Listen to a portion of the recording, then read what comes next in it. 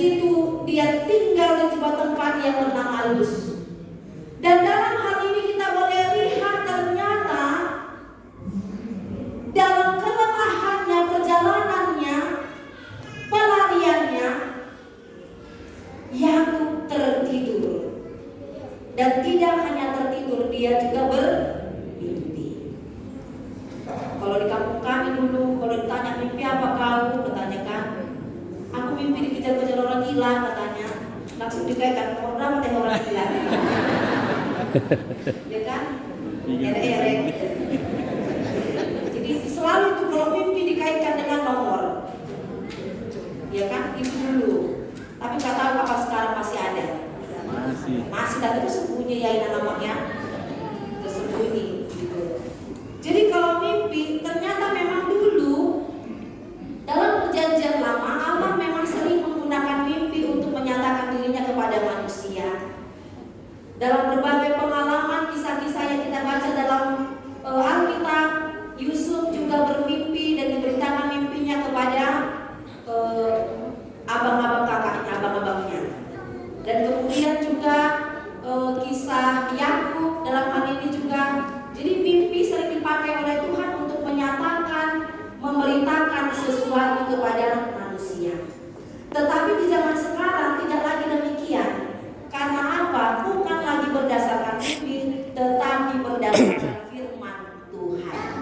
Jadi Tuhan berbicara kepada umat manusia zaman sekarang ini melalui firman-Nya, melalui renungan. Itulah yang dipakai Tuhan untuk menyatakan firman atau nasihatnya. Maka dalam renungan hari ini kita boleh lihat bagaimana Yakub telah melakukan kesalahan besar dan melarikan diri menghindar dari kemarahan saudaranya yang bernama Esau. Esau dan Yakub adalah saudara kembar, anak dari Ishak dan Yakub, Ishak dan Ribka. Esau adalah anak kesayangan Ishak yang pandai berburu, yang suka tinggal di padang. Sementara Yakub adalah anak kesayangan Ribka, ibunya, yang senang atau suka tinggal di kemah, yang membantu ibunya melakukan pekerjaan keseharian di rumah. Dan pada suatu hari ketika Esau pulang dari padang, pulang dalam keadaan lelah berburu, dia mencoba mencium aroma yang harum dari masakan Esau, Yakub. Kemudian Yakub memperdaya Esau kakaknya untuk menjual dan menukarkan hak kesulungannya dengan sepiring roti dan masakan kacang merah yang dibuatnya. Kalau anak kita nanti bisa baca dalam Kejadian 25 itu. Demikianlah diskusi itu terjadi. Esau memandang ringan dan remeh hak kesulungannya, lalu diberikanlah itu kepada adiknya Yakub dengan menukarkan roti dan kacang merah. Ketika Ishak sudah tua dan matanya telah kabur sehingga ia tidak dapat melihat lagi, Ribka ibunya, istrinya, mendengarkan perkataan Ishak terhadap Esau bahwa Ishak akan memberkati Esau setelah ia pulang dari padang dan membawa hasil buruannya serta mengolahnya menjadi makanan yang enak bagi ayahnya Ishak. Kemudian ia akan memberkati Esau di hadapan Tuhan sebelum ia mati. Ketika ibunya mendengar hal itu, dia buru-buru memanggil Yakub. Dirancanglah sebuah keadaan, disuruhlah Yakub mengambil kambing domba milik mereka, lalu ibunya mengolahnya menjadi makanan yang enak bagi Ishak. Dan sebelum Ishak memakan makanan yang diantar oleh Yakub, terlebih dahulu dia memang meraba tangan-anaknya. Karena berbeda, Yakub itu tidak berbulu tangannya, Esau berbulu. Dirabalah tangannya, dikatakannya lah, kalau suara Yakub, kalau tangan Esau. Tetapi meskipun begitu, sebetulnya ayahnya tahu. Karena memang kalau kita baca di Kejadian 27 ayat 28 sampai 29, firman Tuhan katakan, sesungguhnya bau anakku adalah sebagai bau padang yang diberkati Tuhan. Lalu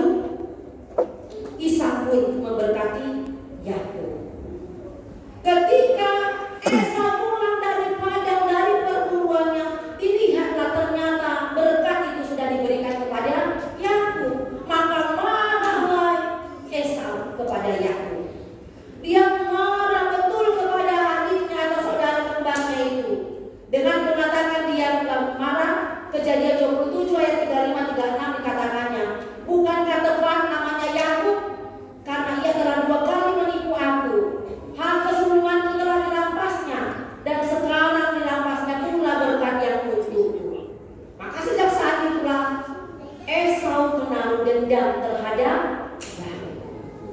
Marah dia, dan kemudian ibunya Ribka menyuruh Yakub untuk pergi melarikan diri ke rumah Laban di Haran. Dan dalam pelarian ini terjadilah mimpi ini. Dalam keadaan lelah, dalam keadaan gundah gulana, Esau tertidur bermalam di sebuah tempat yang disebut dengan Luz, dengan batu sebagai alas kepalanya.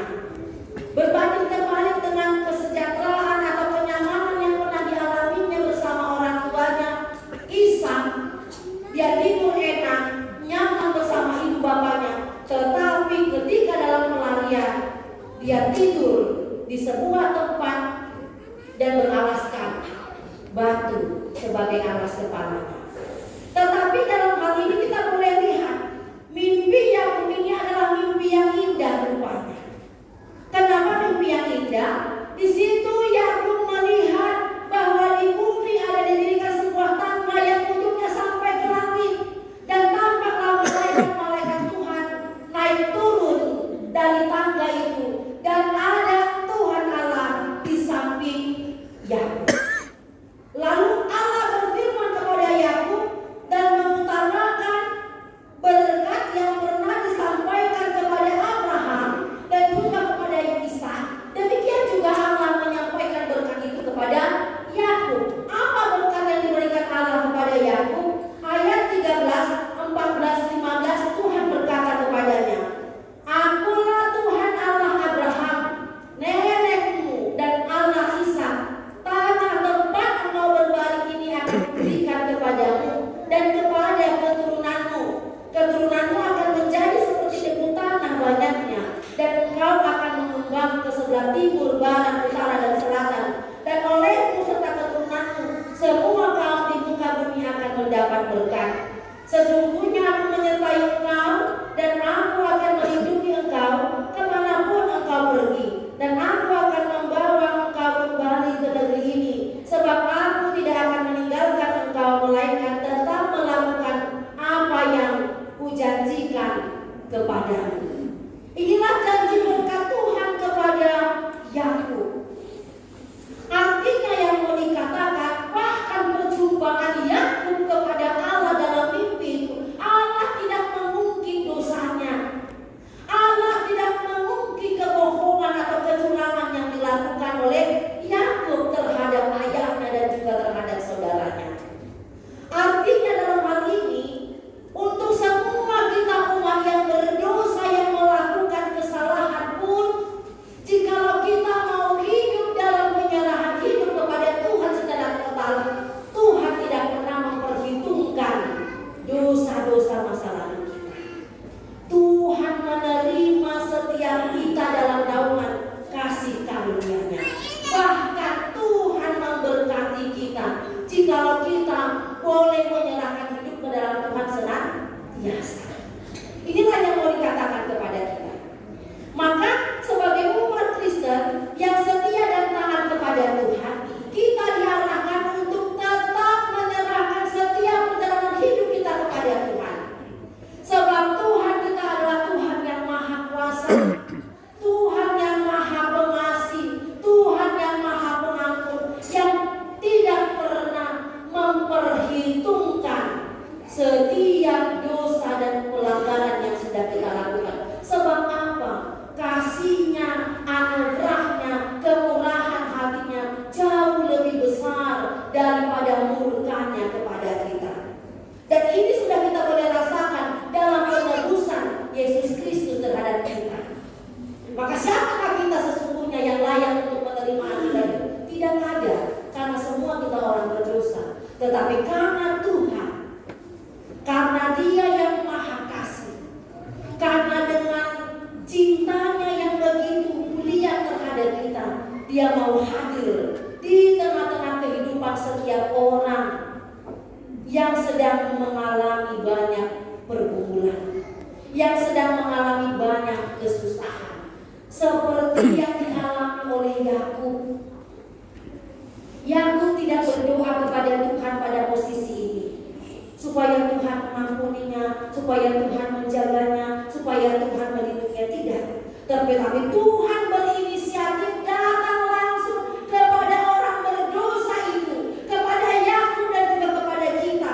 Allah berinisiatif sendiri menyelamatkan kita. Allah berinisiatif sendiri menolong dan menyertai kita.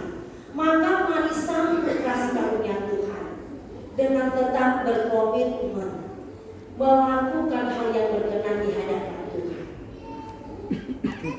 Sebagai umat manusia tentunya kita akan diperhadapkan dengan berbagai-bagai kesulitan, dalam berbagai-bagai pergumulan. Ketika kita diperhadapkan dengan kesulitan, pergumulan, masalah, ujian, kegagalan, penderitaan, tekanan, kesengsaraan, sakit, penyakit, banyak orang merespon dengan kekecewaan. Banyak orang merespon dengan mengeluh dan bersungut-sungut, bahkan menyalahkan Tuhan.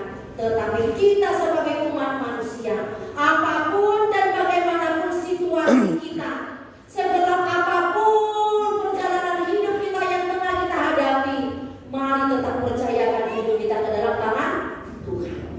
Ingatlah Bapak Ibu yang dikasihi Tuhan, bahwa Tuhan Allah senantiasa menyertai dan melindungi kita. Inilah yang disuarakan oleh topik minggu dalam minggu ke-8 setelah Trinitatis, dengan mengatakan Allah yang menyertai dan melindungi. Allah yang berinisiatif untuk menyertai setiap umatnya. Allah yang berinisiatif untuk melindungi setiap orang-orang yang dikasihinya, termasuk kita jemaat HKBP Depok 1. Allah nyata dalam penyertaannya, Allah nyata dalam perlindungannya. Buktinya hingga pada saat ini kita boleh hadir di rumahnya yang kudus untuk memuji dan memuliakan nama Tuhan.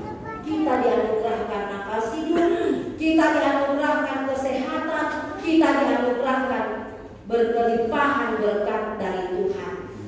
Maka dalam hal ini tentunya biarlah kita boleh menjadikan Tuhan itu menjadi Allah satu-satunya yang kita sembah dan yang kita muliakan.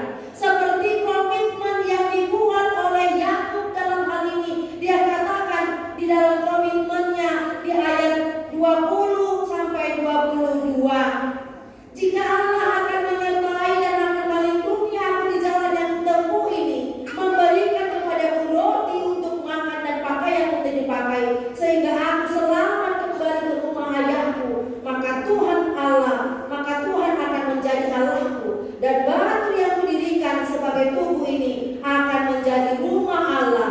Dari segala sesuatu yang Engkau berikan kepadaku akan selalu kupersembahkan 1/10 kepadamu. Ini janji imannya Yakub. Ini janji komitmennya kepada Tuhan Allahnya. Maka inilah juga yang mengingatkan kita ketika kita boleh melihat dan merasakan bagaimana Tuhan menyertai kehidupan kita. Maka berjanjilah, berkomitmenlah untuk tetap bersandar kepada Tuhan, mempersembahkan yang terbaik sebagai nazar kita kepada Tuhan.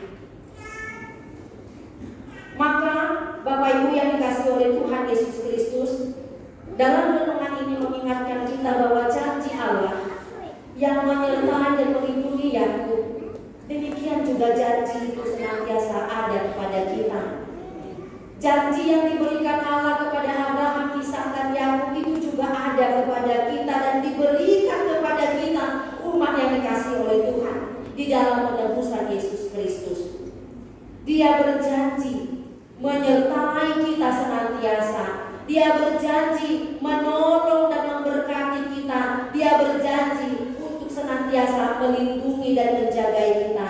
Itu juga yang dikatakan dalam Matius 28 ayat 20 sebelum Tuhan Yesus naik ke surga dengan mengatakan, dan ketahuilah aku menyertai kamu senantiasa sampai kepada akhir zaman. Dan ini juga yang dikatakan Rasul Paulus dalam 2 Korintus 13 ayat 13, nats epistel yang sudah kita baca tadi. Dikatakan firman Tuhan, kasih karunia Tuhan Yesus Kristus dan kasih Allah dan persekutuan Roh Kudus menyertai kamu sekalian.